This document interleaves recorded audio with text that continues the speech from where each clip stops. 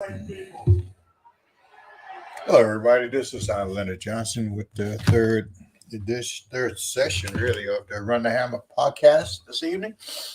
And just want everybody to know I really appreciate your feedback and your responses, and especially how you enjoy seeing the coaches on. Gosh, I mean, we had a lot of fun today. We had Dean Boyd, um,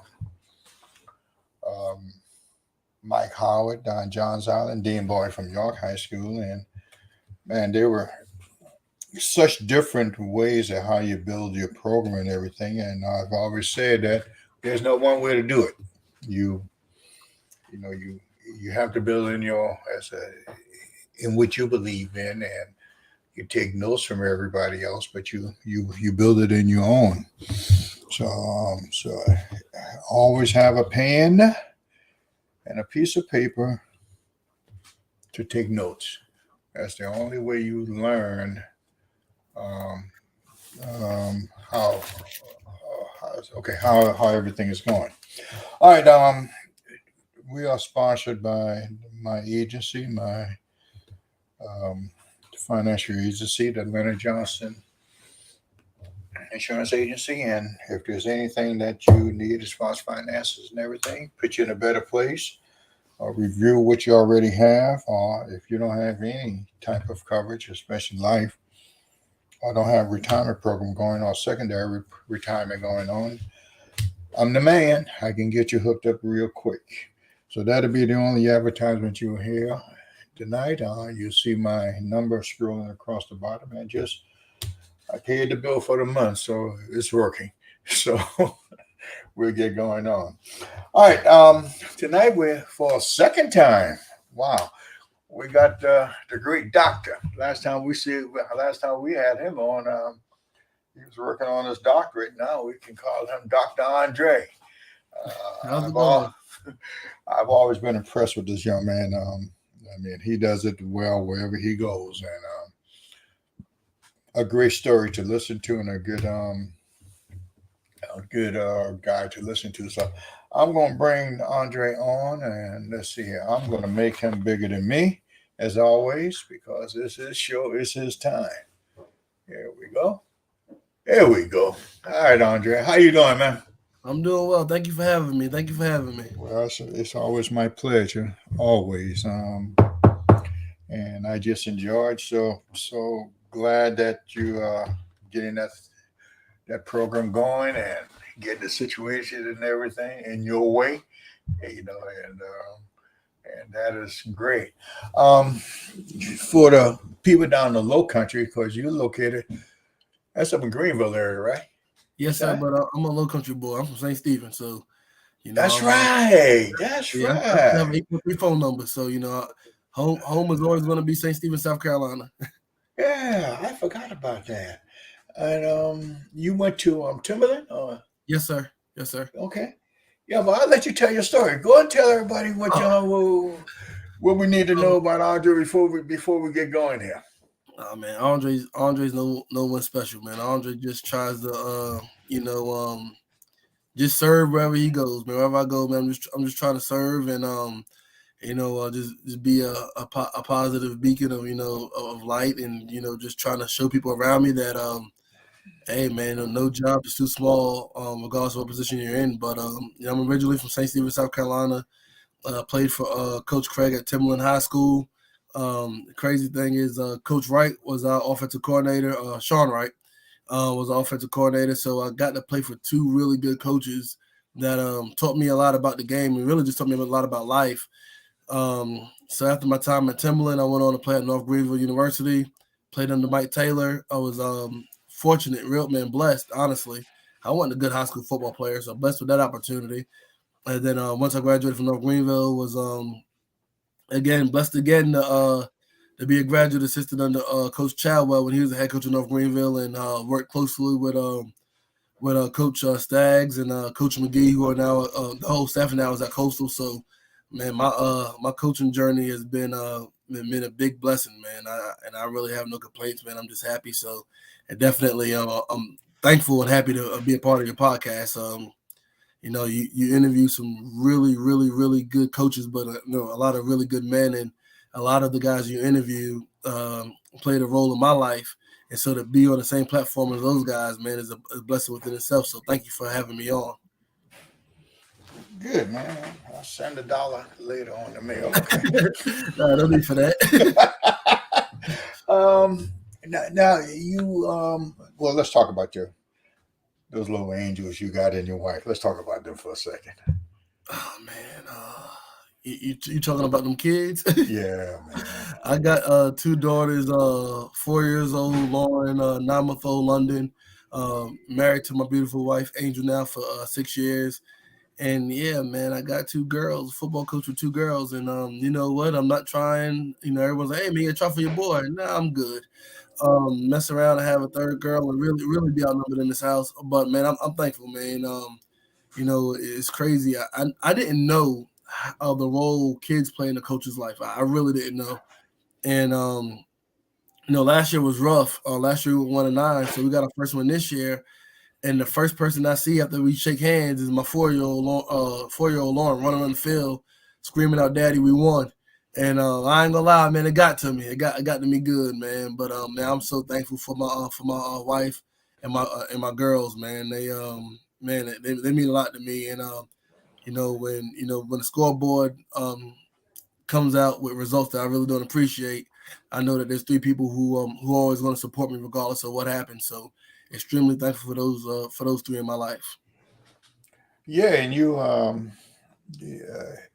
went on and got that doctorate degree, and Yes, sir. and I said, wow. I mean, what made you decide to do that?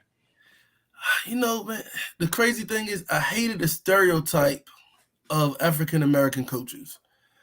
It was always, like a lot of people were just like, oh, black coaches, are just field football players. I'm like, man, that's not it. And then you hear, oh, a lot of black coaches can't become certified teachers. I'm like, hey, man, that's not it. And then, you get to a point where, you know what, man, I want to be in those rooms where decisions are being made. And how do I get in those rooms? And so, don't get me wrong, the pay raise definitely, is great. But however, I felt like ever since I put those 2 letters in front of my name, different conversations people are willing to have with me, and different rooms you get invited to. And so I wanted to be a part of, the decision making process. I wanted to be a part of, when certain meetings occur, I want to be in those meetings, not just to say like, hey, I'm in there, but just to, speak for people who, whether it be for the coaches in my region or just anyone. Honestly, I was like, how do I get in those rooms? And where to the point where I can't be denied access to those rooms. And so now that, there's nothing that anyone can say to keep me out of those rooms. Okay, you have to be a head coach. I'm a head coach. You have to be educated. I'm educated. So, really, I wanted to just get rid of all excuses and all stereotypes that are out there about African American head coaches and just head coaches in general. I had a guy that I went to high school with, like, oh man, all y'all, because at Timberland, there's a good bit of us who are now coaching, man. And I don't want to start naming names because I'm always gonna forget one or 2, but it's a good bit of us that are coaching right now.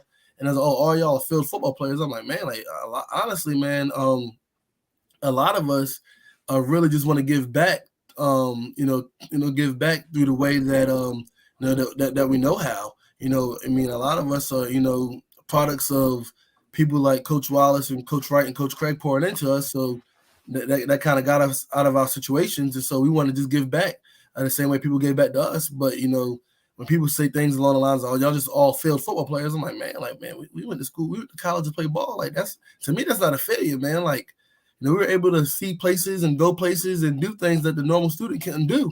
And football allowed us to do that. So, but I really just wanted to go, like, let me get this doctorate and let me just show people, like, hey, man, don't let people put shackles on you. Don't let people provide their glass ceiling for you. And you go out and, you achieve your goals. And so I think that was a big check mark on my goal list. Go ahead. I'm sorry. I finished up. Gosh, I think I finished my doctorate in.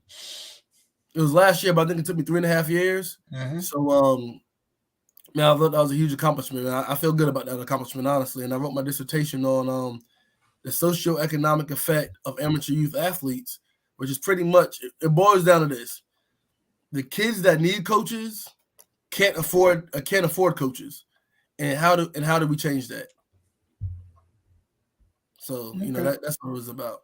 Okay. Then, of course, that dissertation is published somewhere, right? Yes, sir. Yes, sir.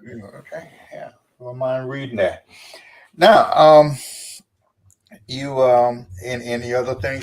Are there any other degrees besides doctorate? No, man. Yeah, I'm done with school, man. I'm done. I quit. I mean, I'll be honest with you. I was happy when I got it, but I was like, man, no more school for me, man. I'm tapped out. I'm tapped Well, out. well, that's a hell of an accomplishment, and Thank you. I'm really proud of it. When I saw it, and I said, I just gave you a thumbs up. You couldn't see it, but I just gave you a thumbs up on that one. I appreciate that. Thank you. Yeah. And how's things going at Eastside? We Right now, talked we're 2-3. last year a little bit, and how's it going? Last year was rough, man. 1-9. A real, how can I put this? A real dark time, man. And it's crazy because I talked to you. I spoke to Coach Rooster at Daniel and Coach Porter at Greenville. Just guys that I respected not just as coaches but as men. And I called you all, and you gave me some really good advice, and I'll just keep that between us. And but Coach Rooster and Coach Porter kind of like chuckled a little bit. I'm like, hey man, like, this ain't funny. And they both said the same thing, man. You got to go through it. I'm like, well, I got to go through it for? Like, I don't want to go through this. I said, man, you got to go through it because everyone who knows you and knows the kind of person you are, they all know that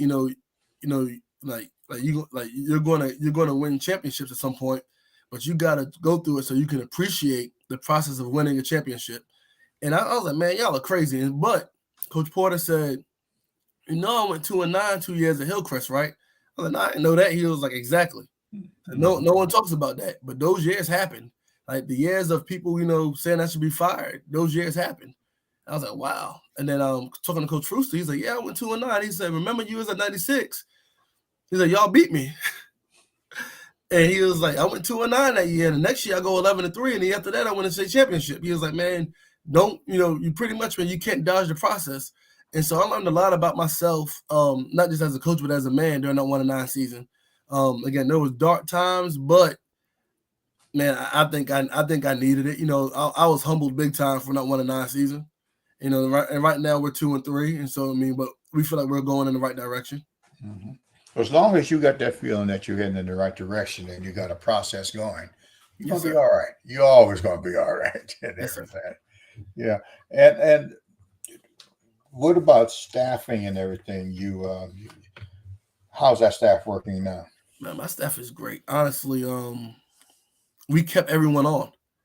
A lot of heart-to-heart conversations. Let's get it out. Let's be men about it. Let's talk about some things, what we can do, what we can't do. And man, we as a staff we grew because I think it was a lot of last year whenever you're down, I can speak for myself, you become paranoid. And you're like, hey man, this person ain't doing this person ain't doing that, what's going on?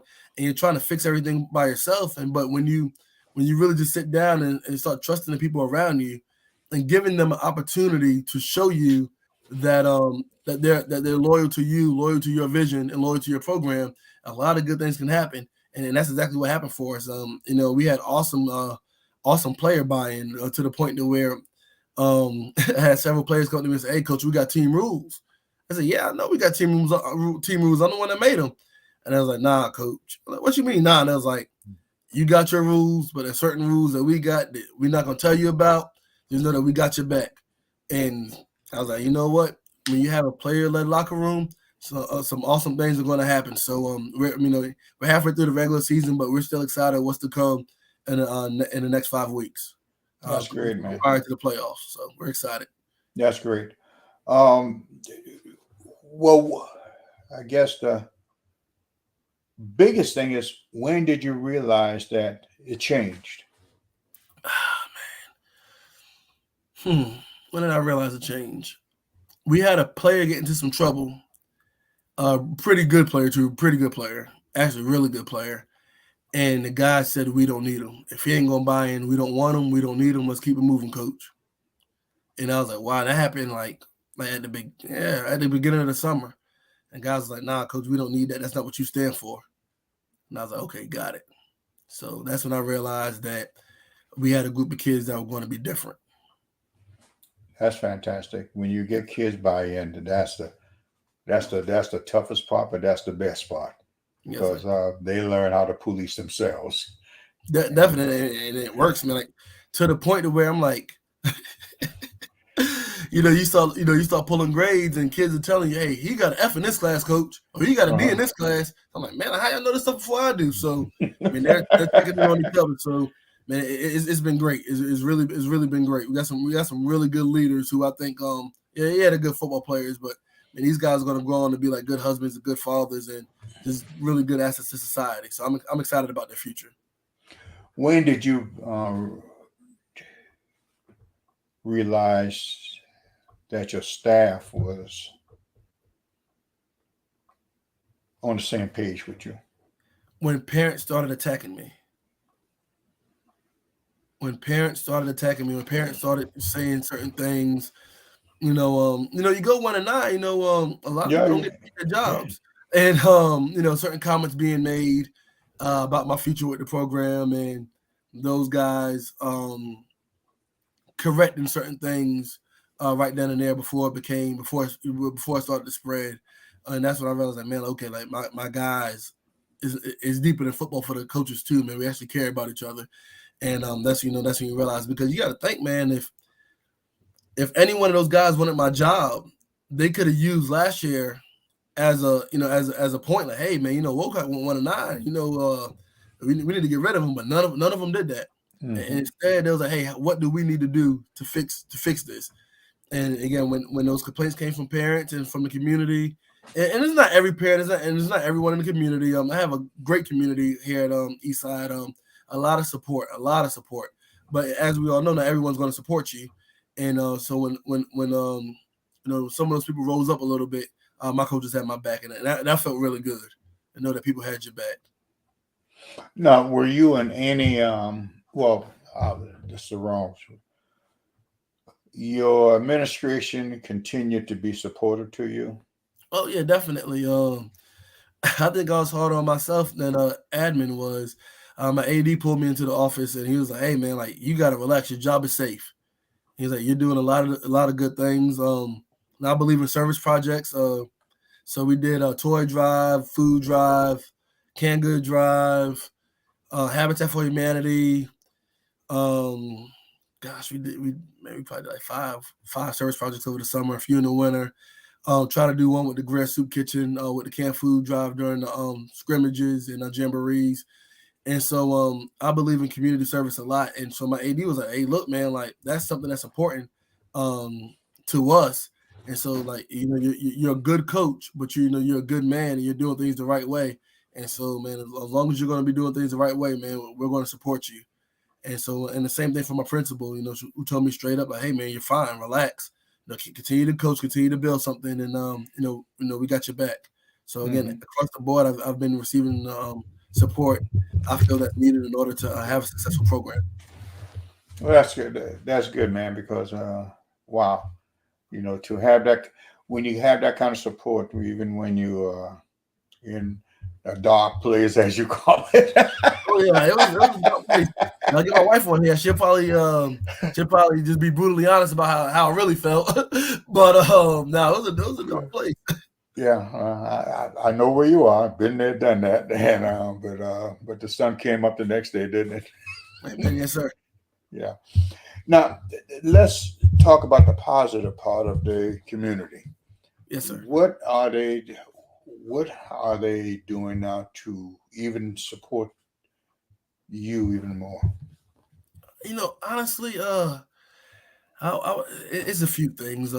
One being, positive reinforcement.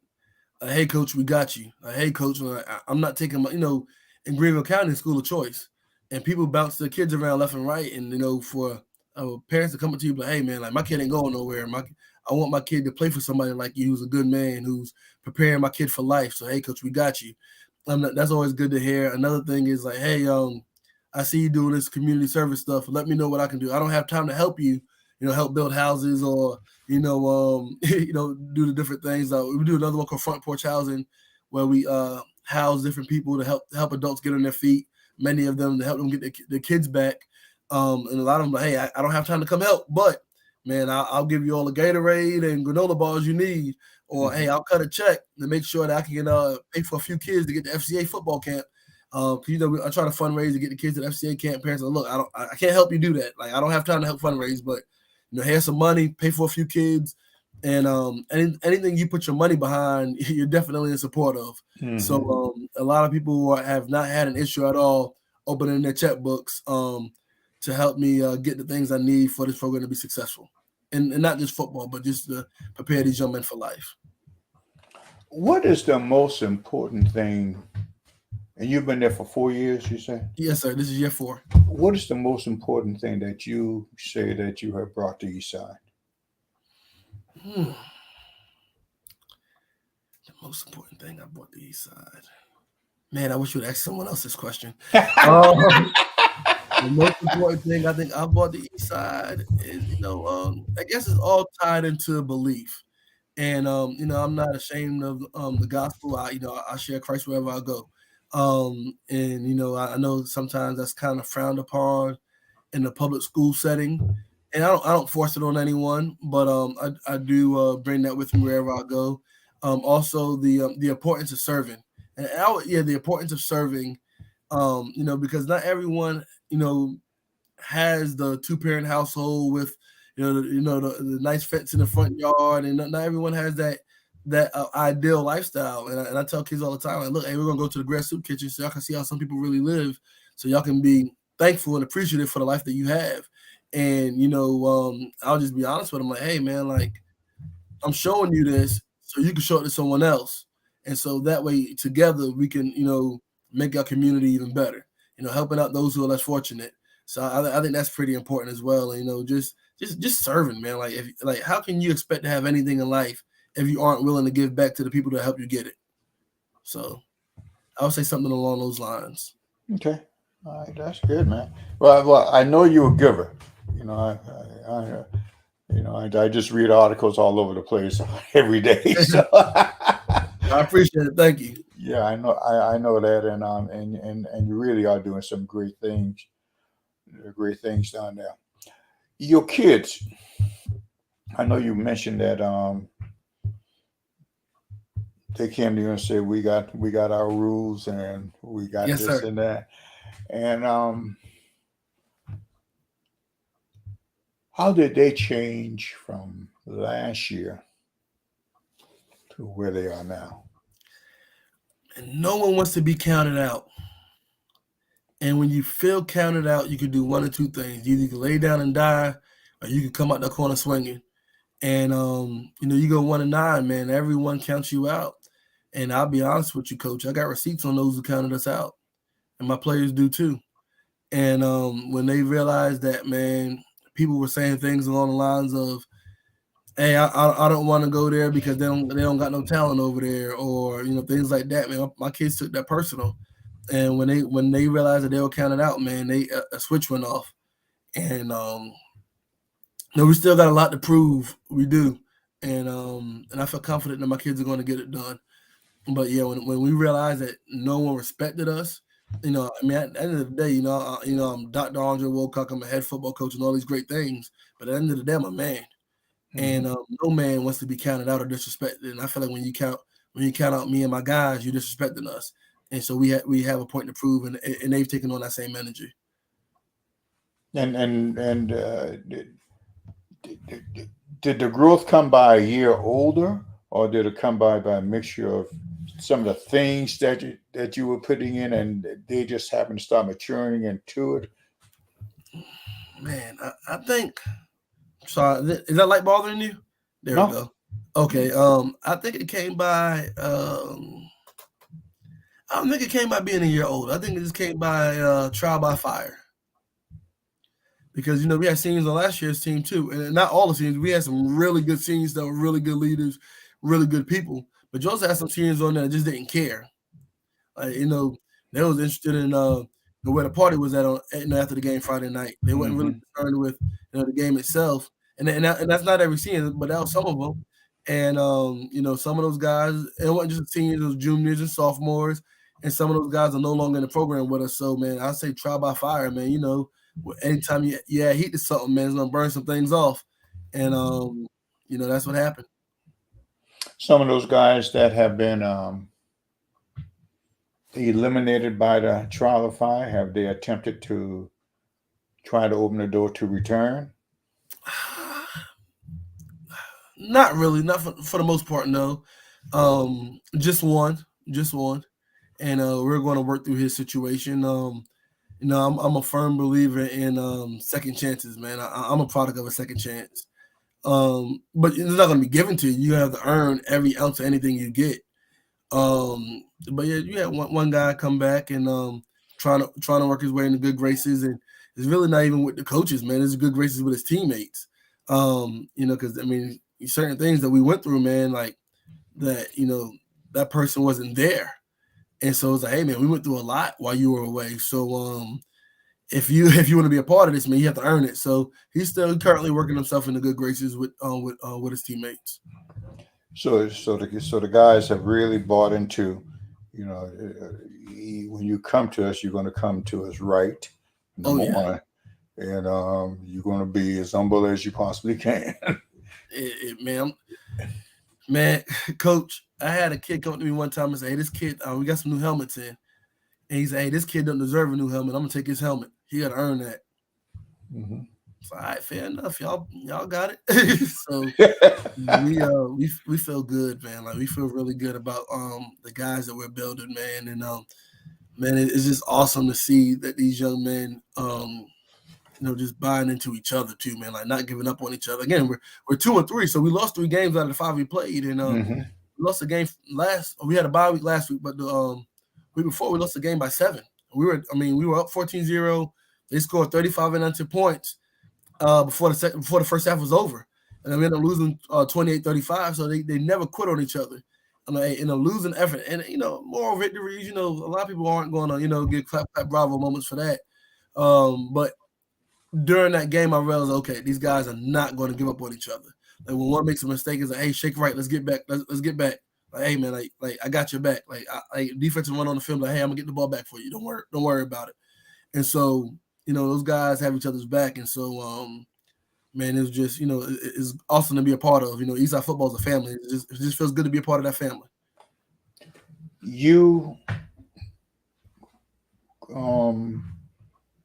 Let's put it like this: how does a 1-9 team go through all season? Work. What else you gonna do? What did you do? How did you set the climate? Well, you have to speak life into those guys. Like, hey, look, last year, and you gotta be honest with them. Last year didn't go our way. Hey, but I believe in a group of men that that we have, and I'm not going to stop working for y'all. It's y'all's job to not to work for each other, and and that's it. And if you see somebody slacking, you gotta call them out on it. I say, hey, you all have an opportunity to go do something easy and leave. Like some of you guys are really good football players that a lot of football teams in our area would love to have. So I'm not gonna lie to you and tell you that, hey, no one else wants you. Like these coaches want you to be a part of their program. I said, however, that's the easy way out. And if you really want to appreciate something, you got to go through the process. And I share my testimony openly with my players. Like, hey, look, man, at one point I was homeless. Hey, at one point I didn't know where my next meal was going to come from. But however, I kept putting one foot in front of the other day after day, and I eventually, got to sit in the position I'm in now. And that's because I didn't run away from it. I didn't quit. I continued to trust God, let my faith lead me, and put the work in. And if you're just honest with your players, they'll run through a brick wall for you. And my players know that I care about them. And so, through evidence of things that I've done for them and just being honest with them, a lot of them, 99% of them respected it. And I was like, hey, coach, we ain't going nowhere. Let's do it. And, man, they put the work in. It wasn't easy. It wasn't easy at all, but for the most part, man, most of them stuck to the script, man, and wrote it out. And to the point where it's getting to the point to where I try to tell my kids the difference between being tough and being stupid. So we try, kid messes up his ankle pretty bad on a Friday night, and the trainer says, "Hey, he can play next Friday, but we got to do some things." Like, okay, cool. Let's pull back on his reps, on Monday and Tuesday. Let's get the ankle held up to the point to where it's like kids like, "Coach, I ain't soft. I ain't put this work in the summer for no reason. I'm practicing." Mm-hmm. You're like, "Son, it's not about you being soft. We got to get you healthy." And I'm like, "Nah, y'all think I'm soft. That's why you're trying to hold me out of practice." And so, it feels good. It's best to have that mindset than the mindset of people looking for a way out. So, Yeah. but we're excited for things to come, man. Like we really are. Just briefly, describe how the season. I know you say you're 2-3, right? Yes, sir. Describe how the season has gone. The season has gone from we're the same old team to we're getting better to, hey, man, we can actually win. Okay, we won. Then we got comfortable. And then we lost. And now the mindset now is I'm hungry, I'm humble, and I will take another opponent for granted ever again. Mm-hmm. So the opponents you lost to, you took for granted, or just the coaches did. Just happy to win. We hopped out 14-0, and then you kind of see the mood on the sideline change. Like, hey, y'all, like, we got the bye next week. What y'all getting into? To okay, 14-7. Okay, 14-14. Oh, 21-20. Oh, we down. But then you're halftime. You're down 35-14. It's like, oh shoot. Now it's panic mode. And we came back, to lose by 7, 28-35. And I told them, I was like, hey, man, y'all can't pick and choose when y'all cut the switch on and off. I said, the switch got to stay on. And I hate losing. I said, but this is the lesson that we're never going to forget as long as we live. You never underestimate anyone, and you don't ever celebrate until the job is done. I believe wins are hard to get, man. I believe in celebrating wins, but you better not start that celebration until that clock hits 0. How did they react after that game? Sometimes they go by so fast. And I said, wow, what just happened here? They were hurt, man. Like, my kids was hurt, man. Like, coaches were hurt, players were hurt. That one punched us in the chest. But it was like Saturday morning text messages like, hey, coach, I got you. That'll never happen again from the kids. Mm-hmm. And, again, some people think that they can do your job, unfortunately. Everyone's a coach from the stands. So you get those comments, but as far as the players go, they was like, coach, man, like I had a running back call me and say, hey, coach, that one's on us. Like, I know you take all the blame for every time we screw up, but nah, coach, that one's on us, and that we'll never let that happen again. I'm like, nah, man, it's on me. But for players to take responsibility, that's a beautiful thing. And so, man, like we're hungry right now. We know that the rest of our schedule is not easy, so we got to play. Did that happen last year any time where a kid stood up and said it's on me? No, sir. No, sir. Last year was a lot of finger pointing, unfortunately. Mm-hmm. Now, there's a lot of guys saying, hey, I can do more, or hey, coach, like offensive guys, but hey, coach, let me play defense. I don't need to come off the field. I just want to win.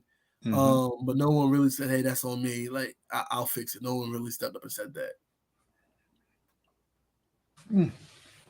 That's a sign of a turnaround.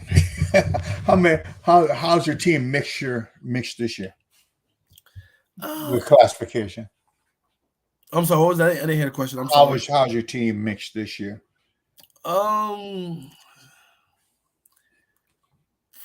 Starters wise, I'm going to lose. No, what class? Juniors, seniors. Oh, okay. 8 seniors. So, man, I'm starting a few freshmen, honestly. So I got guys across the board, but we're not senior heavy. So, got 8 seniors, 6 starters that we'll lose. Now my junior class is heavy junior class. Starting about 7 sophomores. No, I'm lying. Starting about 5 sophomores and 3 freshmen. So, I mean, we're young. But man, these guys want to work. So, and the seniors that we have pouring into these young guys like crazy. So it's a good mix. But the majority of the team will come back next year. So you just starting to chop your lips then a little bit. I'll be honest with you.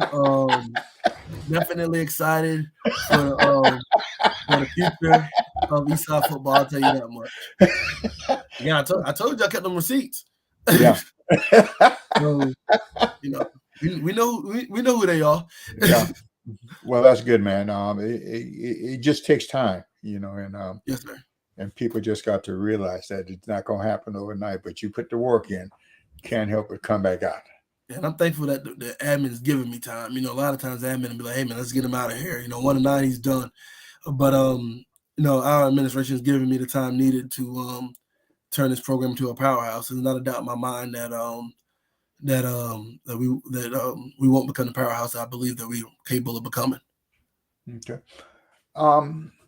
Now I know your wife is a little bit happy and a little bit at ease that she don't have to slap you upside the head so often and everything.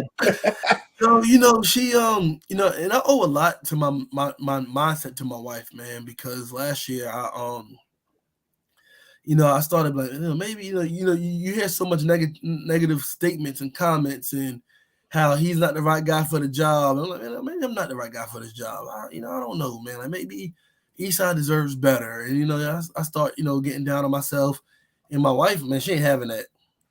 Like she's like, hey, look, man, I married a man, and she'll tell me straight up, like, hey, man, like I know who I married and who I married. This ain't it right here. So like, hey, you'll be fine. Like you continue to speak life into me, to the point where sometimes you get so down on yourself, man. It's hard to speak life into yourself, and man, it's important. And I'll tell anyone this, man. It's important to have someone in your corner that that's gonna celebrate with you when you're up and speak life into you when you're down, man. Because having success with someone to share it with is awesome. But more importantly, man, when times are rough, man, you're going to need that one person who ain't, who just don't see you for your record, but sees you as the man that God created. So definitely owe really my coaching career to my wife. That's fantastic, man. Well, you better honor her every day of your life, man. Yes, sir. Yes, sir. Definitely. Yeah. Okay. A couple of more questions here.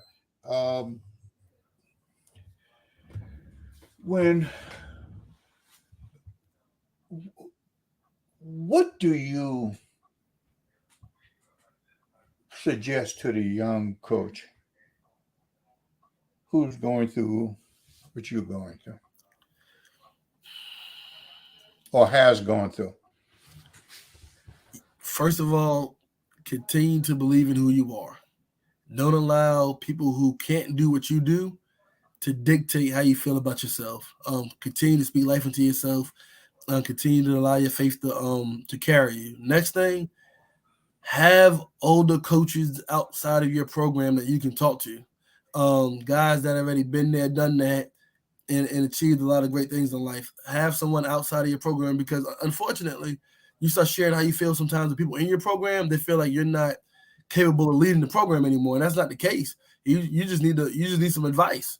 And so I would definitely say, hey, man, like find someone that you trust, that's not going to be a motor mouth. And for me, man, I have a lot of great people that I can talk to. I mean, one of my best friends coaches college ball, and he'll just be honest with me. And like, hey, man, I know you're going through it, but hey, man, you built for this. Or like, hey, man, like you gotta get right. Like, I ain't no sparing my feelings. Just being brutally honest with me, and I need that. I have Coach Wright across, who, man, I don't think he realizes how much he's meant to me on my coaching journey, man. That man is. Look, you got something bad to say about Coach Wright, man, keep it to yourself, man. Like, don't bring that over here with me. That's gonna be a problem. But he's meant so much to me, man. Just believing in me and just saying some, speaking like life into me, and just, man, honestly, he helped me turn around a program. He probably didn't even realize it. Helped me turn around a program, and he was 0-10 that same year. And not one time did he did I feel hate from him or anything like that, man. He was congratulating me as we were winning games, and this man going 0-10. And so for someone like that, man, that's huge for me, man. I'll always be indebted to Coach Wright, but man, I have a lot of good mentors, and so for that young coach, man, if you need somebody, man, then holla at me. I don't have all the answers. I still consider myself a young coach, but I will give you everything that I know, everything I know, all the pieces of advice I've been given. But you've got to have someone outside of your program that you can talk to. Got to. Man, that's extremely important. Again, I'm fortunate to have enough to have access to Coach Porter and Coach Brewster, who have won state championships. And, they always pick up the phone for me. Man, I don't got to pick up the phone for me. I ain't nobody important. I'm not one of the, when you think of the top 10 coaches in the state of South Carolina, you think of those two. No one's thinking about Andre Woolcock, but they still answer my phone calls and continue to pour life into me, man. And I'm thankful that I have those guys. And so if I can be that guy for any young coach, man, I'll be more than happy to do so. But you've got, and I can't stress it enough, you've got to have people outside of your program that you can talk to that's not going to run their mouth about the things that you're telling them about. Do you find that a lot of guys don't do that because of, number one, pride, or number two, what's the word I'm looking for here? Let's just deal with pride. Definitely pride. You got to think, man. We're all, if you're a head coach, 9 times out of 10, you're alpha male. And so the idea of reaching out to someone else, telling them that you have a problem or you need advice or you need help, that makes you look weak. So like, man, I'm not going to look weak or soft for nobody, so I ain't calling nobody. And a lot of people feel that way. Again, I'm fortunate enough to be like, hey, man, I was an assistant coach for a while. And so I was able to build relationships with a lot of guys. Coach Lamb at Greenville, who I taught, and Coach Ravenel at Southside, guys I talk to all the time. We kind of came up in the coaching ranks together.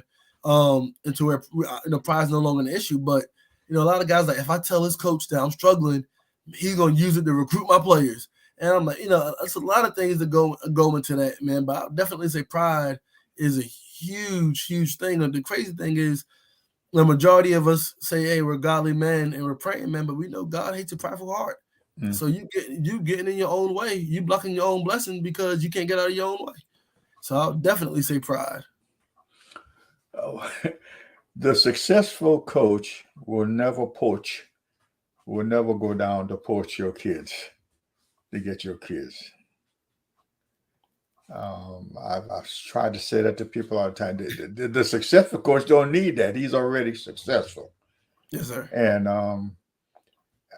I always tell people,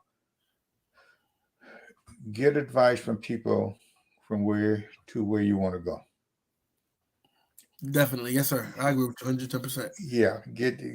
They can tell you the roadblocks to look for. They're not going to remove the roadblocks. Last year, I reached out to you. Like, I think it was a random Sunday evening, man. I called you. And I know your resume, and I was like, man, he's done everything I want to do. So I need to call somebody who did this already. So I called you. I was like, I'm just gonna reach out and let's see what happens. And you definitely answered me, man. And I thank you for that. That's a conversation I'll never forget. Well, the best thing to do is just you ain't the best. You never will be the best, because when you're the best, somebody else going to replace you as the best.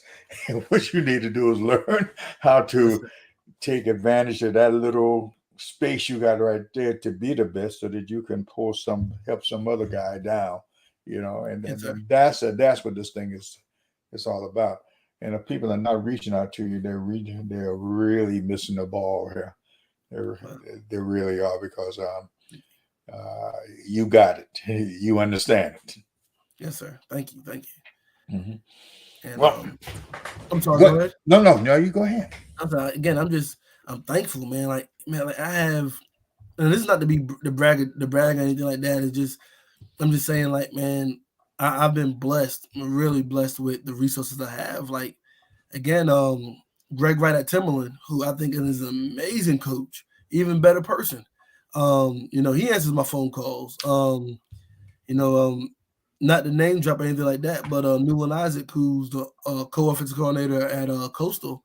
We were grad assistants together, and so any questions I have about anything, man, like he always picks up. And so, it's a lot of guys that's that I have access to that I use. And so I'm just thankful, man. Just blessed to be an opportunity. Blessed to be in the position I'm in because I have, a lot of guys I can talk to. Like on my staff, I have 2 former head coaches who don't want my job and just really want to see us be successful. So I get to lean into those guys a lot. So man, I'm in a really good spot, man. Really good place. And so, like you were saying, talking to guys who've been where you want to go, I'm just thankful, man. I get everyone may not have those resources, but I'm begging every coach out there, man, use the resources you have. And I'm always looking to help somebody out, man. I'm not someone who's gonna, hey, I got this playbook, but I ain't gonna give it to nobody. Like, nah, man, let's talk ball. Let's help each other. Iron sharpens iron. Let's get better together. So that's where I'm at with this profession. Okay. Well, that's great, Andre. Well, I know I got that little one waiting on you. She's probably sitting at the doorstep. One of those little queens. Before we go, I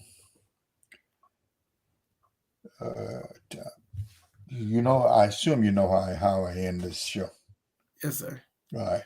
I need 2 people that one in football, one outside of football, that if you had an hour to sit down and talk with, who would those 2 people be? Man. Okay. So I remember my answers last time, and since then I think I grew up a little bit. Well, let's grow up then. So an hour, and there's no one that I know personally, right? No. Okay. You like to spend 1 hour? No, it doesn't matter. You want to spend 1 hour exclusively with that person. One in football, one outside of football. Yeah, this question's harder now. Man. I'm gonna get right. I'm gonna get right. I know you are. I'm gonna get right.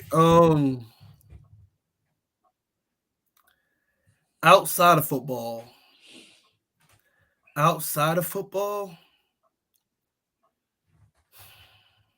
feel like Dr. King's the easy answer, so I don't want to say Dr. King.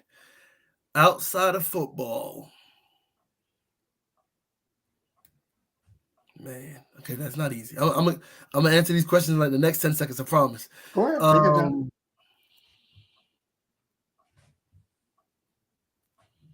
Outside of football, I wouldn't mind having a conversation with Jay-Z. Or Jay-Z or 50 Cent, one of them. And the reason being, like the whole, has nothing to do with their ability to, as rappers. It has everything to do with their story. Like the rags to riches story. Like, okay, my childhood wasn't the best, but I didn't allow it to be a crutch. So I continued to work one foot in front of the other, and to the point where I became a billionaire. So one of those guys. Yeah, I would say one of those guys. In football, man, there's so many good coaches. Like, part of me wants to say Shannon Sharp. I consider him still in football, even though I know he's more of a TV host now, TV personality now. Part of me wants to say Herm Edwards with everything that he's gone through lately. I mean, that has to suck. But football, I mean, gosh, you got Mike Lockley. You got, gosh, there's so many good ones.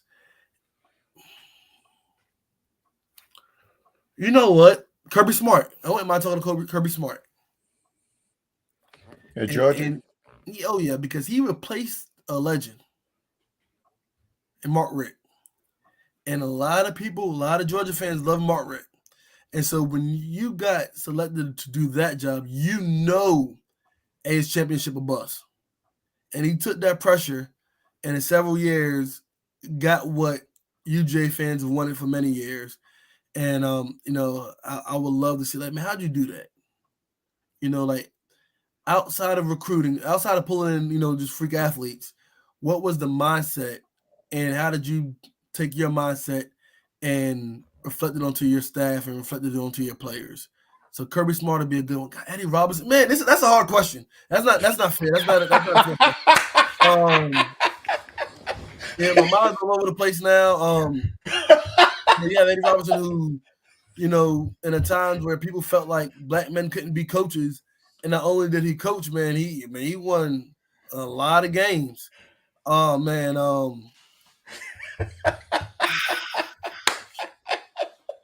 this question is one that I don't know, man. This question alone could be another hour podcast. And I know, but again, I personally know Coach Chadwell. I coached under him as a grad assistant, but every time I get an opportunity to be around him, it's pen and paper time, and I'm like, okay, let's go. And I think that he one thing about Coach Chadwell, man, he doesn't. If you ever get an opportunity to sit down with Coach Chadwell, he is, man, he's authentic. Not going to lie to you, not going to hide his face from you, and he tells you everything that he knows, and I mean, he's had success everywhere he's gone, and doesn't hide it. And so, any opportunity I get a chance to sit down with him, I'm trying to soak it up. Gosh, Coach Staggs is defensive coordinator. I don't know. God, this is a tough question. I got a 0 win on it, so let's go with let's go Eddie Robinson, and let's for football, and outside of football, gosh, I really would like to talk to Dr. King.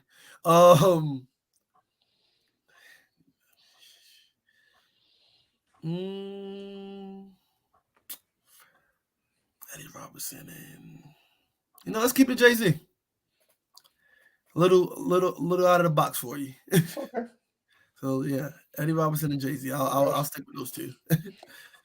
But you see how many people's shoulders you had to stand on to get to where you are right now. It's amazing, and a lot of people don't realize that, man. That they can sit down and people that you don't even think helping you. You sit down and think about it, man. I've gotten a piece of this man, and he's helped me along the way. All right, and that's not even to mention Tony Dungy, who I think helped me become a better husband. And he don't know Andre Woolcock from a can of paint. Mm-hmm. So man, that's a tough question. That's a tough one. If coaches would be brutally honest with themselves, that's a tough question. It is. That's why I asked it. Yes, well, Andre, man, I'm gonna call you Dr. Dre from here on in. Okay. I'll take it. Well, I really appreciate you coming on, man, and tell your daughters that I apologize for taking up their time. And they'll be all right, man. They probably downstairs watching the Canto now. They'll be just fine. Okay, but anything in closing that you want to say? Just to the young coaches, man, and to any coach honestly struggling a little bit, keep your faith, man. It's not always the easiest thing, but it's the right thing. Keep your faith. And keep it moving, man. God placed you in the position you're in for a reason, and so just trust that God's gonna take care of you. He ain't gonna, put you in a situation for His name not to be made big. So if you're doing the will of God, man, you're doing something right. Hey, man, stand in there, fight, and you'll be taken care of. Okay, buddy. Well, thank you again. Again, I say again, Dawn is all mine, and I'll be watching from afar to see how things are going. Well, I appreciate it. Thank you. We'll give you some good news on Friday. Eastside's gonna give you some good news on Friday. Okay, buddy. Well, you have a good time and have fun. That's all I can say. Thank you for having me. Have fun with the process. All right. Good night, man. Have a good night. I'll tell you then. Okay, bye-bye. All right, guys. That's Dr. Dre. And it's amazing that the culture is changing, where guys are going to getting that extra piece of paper to put their names. You put those 2 letters in front of their names. That's a big deal. That's a big deal, not only for him, but for the kids that you coach and everything, to show that it can be done. Well, that ends the podcast for the week. We got 3 great ones coming in next week, and man, I learned so much doing these things. Well, until next week, guys, have a safe week. Take somebody, give them a hug, tell them you love them, and again, if you need help with your financial situations, insurance, retirement programs, secondary retirement programs, give me a holler, and we'll sit down. We do all that for free. Give you quotes and get it together. So don't neglect yourself. Until then, y'all have a good weekend. We'll talk to you later. Good night. Good night, Dre.